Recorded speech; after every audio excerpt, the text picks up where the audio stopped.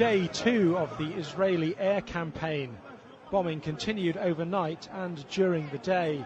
Some 240 separate locations have now been struck.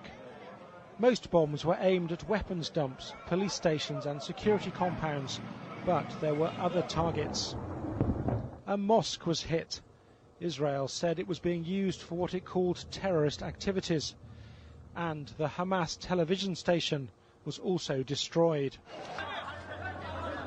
Gaza's hospitals say they're running out of medicines. Supplies were already short because of Israel's blockade of Gaza. The estimate for the number of dead continues to climb. At the UN, the Palestinian representative described Israel's actions as criminal.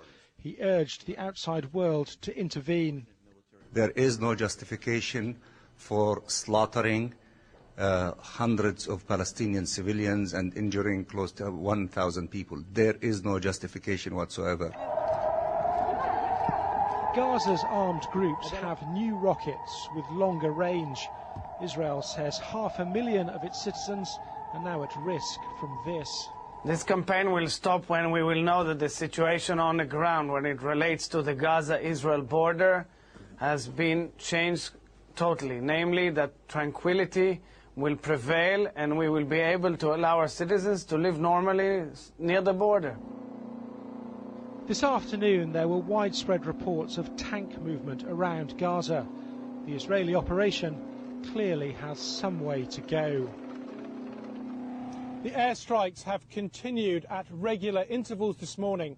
So far, though, the threatened ground assault has not materialised.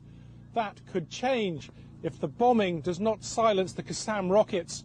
Palestinian armed groups are thought to have stockpiled several thousand of those, and they have promised to use them after what's happened in Gaza over the past 24 hours.